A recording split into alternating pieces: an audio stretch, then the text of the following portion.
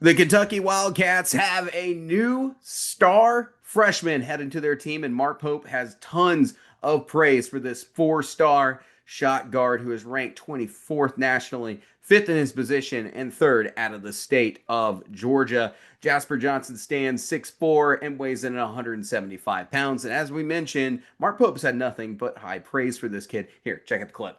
Listen, I think Jasper Johnson is a superstar. I expect him to come in here and be great. And for every freshman, there is a learning curve in terms of the physicality and intensity of the game, the relentless physicality and intensity of the game.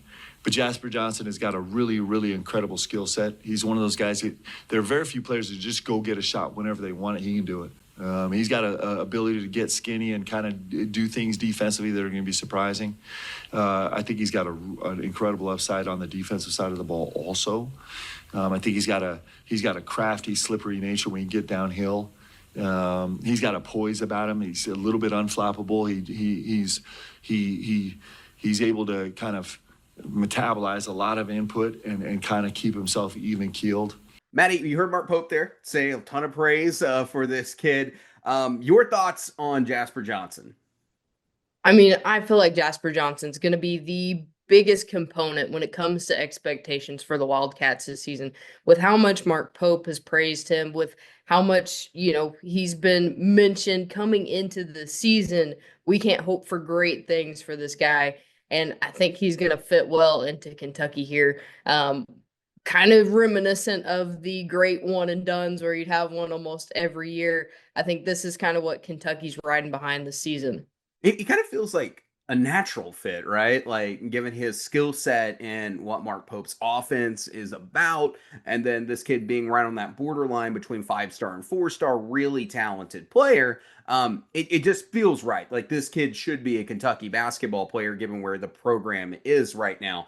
And I think you're right. He's going to have a very large role to fill, or a large role that he needs to be filling this season here for the Kentucky Wildcats for them to be successful. But we'll get more in that in just a second. Let's start with the scouting report here, and let's see what scouts are kind of saying about this young long shot maker. We'll put it that way, because this kid can light them up. Yeah, for sure. Much like me, we got a lefty on our hands. He is a southpaw that can score. He's got good positional size added to that scoring is going to make him a beast to handle on offense. He's got a 6'8" wingspan, so he is long and strong, but he's got a lean frame. So something we'll probably need to watch. We know the Kentucky system likes to build them out, so I think they'll probably try and beef him up this season. He does need to grow his game when he is not the primary scorer, so he's going to have to be, supplementing the team in some way if he's not getting a shot off. But he does lack blow by burst off the bounce. He's a good straight line athlete with a head of steam, plays with a lot of confidence, and he may need to tighten up the handles a little bit this season, but I'm sure they're working on that a ton this offseason. I mean, they got summer camp going on. That's what practice is for, right? They got a little bit of time here, about 8 hours a week here in the summer, and then fall camp will start up here pretty soon after that. But yeah, some areas to grow here. But what this kid's really known for is what he does on the offensive side of the ball. And it's scoring in volume, scoring from distance. And this is where he just really looks like a Mark Pope player. He's smooth, slippery, and has extremely soft, natural touch. He's a shot maker first and foremost. When he shoots, it's a high arcing ball. It's got a ton of rotation on it, and that range extends well beyond the three-point arc.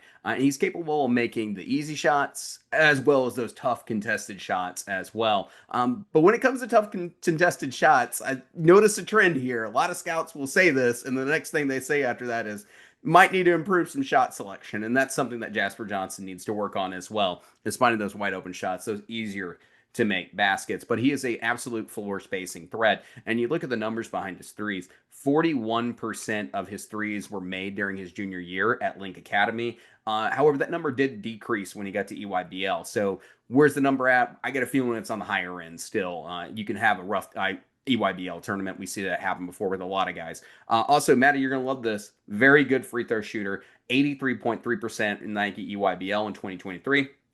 and then 90.9% in EYBL Scholastic in the 2023-2024 season. He can also work on, he also needs to work just a little bit on getting to that foul line more often where he does so well. He only averaged 1.3 free throw attempts during EYBL back in 2023. But don't get it mistaken, he's not just a three-point shooter. As Maddie was mentioning, he's a straight line athlete, and he's also very crafty in the mid-range, and he's got a deep bag of runners, floaters, wrong foot finishes that he can go to, and he's kind of got like a lot like Rob Dillingham. Kentucky fans are going to remember him, that microwave type ability to just get out there and make buckets in bunches, no matter where you are on the floor. It doesn't matter. You're in range when you're in the gym. That's kind of where he's at when he gets going. And he's best, though, in a catch and shoot situation or with one or two dribbles in the pull up. But this is the one area he can struggle just a little bit in the paint. I think that's going to come with size and strength, and that'll be an area that he can improve just a little bit. And he covers a lot of ground with that dribble and strides with length. And there's just a little bit you would like to see him get better as a passer and not just be that scoring threat. Want to see him using that court vision just a little bit more. But Maddie, talk about the defense just a little bit. Yeah, so defense definitely an area of improvement here for Jasper Johnson. He is known to get beat off the bounce in open floor defense, and he could probably improve as a rebounder, but he is very capable of chasing down blocks. So I think you've kind of got a balance here. It sounds like on the offensive and defensive end, you can work a lot when it comes to those close shots, and being able to size people up and get in the paint. But like I said, he's a freshman going in, probably haven't played with as much aggression as you're going to get in the SEC. So it's something that I think we'll definitely see him improve on this season. It's an area that he's got the most growth potential on. No one's out here just saying this kid lacks it defensively. It's a lot of area of growth. But he's not lacking anything. He's definitely got the size to be a good defender, and his ability to chase down blocks already is a testament for that wingspan, leaping ability, and everything else he has as an athlete. But it is the area of growth that we're really going to be focusing in on the most. So there's a couple of things here I really want to hit on Jasper Johnson when it comes to how he's going to be a part or should be a part of this Kentucky team come this season. Go ahead, let's take a look at the 3-point loss that Kentucky ended up having over this last cycle. They had a lot of guys graduate and transfer off this team this season. But you look at that 3-point loss this year. Kobe Bray is the name that just stands out to you at 2.6 3-point field goals made a year. Jackson Robinson was also a lethal shooter. And then you had guys who were all averaging around an additional 3 per game. When you total up what Kentucky ended up losing last year, it was for going into the season, it was 8.5 3-point field goals made a game. They totaled last year 9.6 was their average per game. So they were down to 1.1 threes on this roster when you started over at blank. When they got in the portal, they didn't make up the ground. They ended up only bringing in out of the portal 7.4 3-pointers made per game onto this transfer team. So that leads to a big question. How big of a deal is that for Mark Pope's offense? And what can we anticipate with Kentucky with that kind of shooting? Well, consider that the fact that Kentucky won 7 games last year by 7 points or less last season. You total up that difference in 3-point field goals made, comes out to like 6.5. You're talking about like maybe half those games you lose, and only half those games that you win. So it could make a big difference in an offense like this that is high volume 3-point shooting. And not to mention just how crucially important it is for the way the floor spacing operation works in Mark Pope's offense. Consider last season Amari Williams. This also, you could go in and you could find games that are very identical for Andrew Carr or someone else who was playing down low for Kentucky on any given night. The importance of the three-pointer is critical for Kentucky. Last season when they beat Duke, they made 10 threes. Amari Williams also backed that up with 10 points. But you go into a loss like you had at Clemson, you only made 7 threes that night, and Williams only had 6 points. Louisville, they ended up making 11 threes. Andrew Carr, I think, was the better player in that game if I look at the box sheet. But that was the game where they found more success. Florida, they made 14 threes. Tennessee, 12 threes in their first matchup. And you could see those double-figure games just sitting there lining up for Kentucky. When you go to a game like Ohio State, 3-point field goals, only 4 made. Williams also had a terrible night in that game. There was a lot of issues, and it's because the way the offense works. You can go see my videos on Mark Pope's offense, and all the times I've talked about it. The three-pointer opens up the one-on-one game down low. It's critical. It's critical, and you got to have to get the four out to work properly. Your big men need the help of the three-point shooting. That's where Jasper Johnson's got to be good because he's got to make up that gap. I feel like I don't necessarily think they got to make 10 a night this season because I think they have a lot better options in the front court this season. But you're going to need at least one, maybe one and a half somewhere. I think you're going to need more. You're going to need some more to ensure those wins to get it to work. And I think that's when it comes to a talented shooter like Jasper Johnson, where he fits in on this team.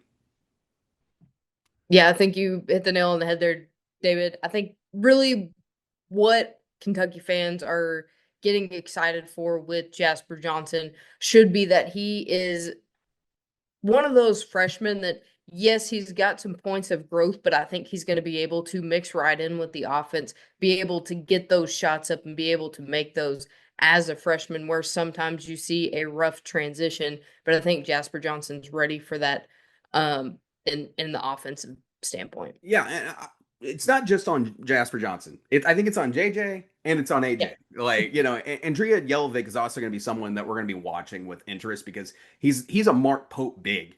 Like that, he fits that mold, and we're going to talk so much more about that as the season goes on. But I think these two guys right here have got to make up for that loss that you have coming in from the roster turnover for Kentucky to be successful this year, because points per shot matters. And you want to even just dive into it further. I don't think I mentioned this back there in my 3-point rant right there. 75% of the losses for Kentucky came last season when they were under 10 3-point field goals made last year.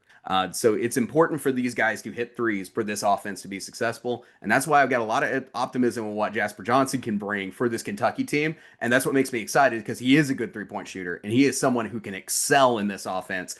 And if he's going good, if Jelovic's going good, a lot of success can come Kentucky's way on the offensive end this season. So a lot of optimism there. Like, I don't mean to sour it by talking about threes, but you can just see how critically important this kid is to the game plan coming into this season.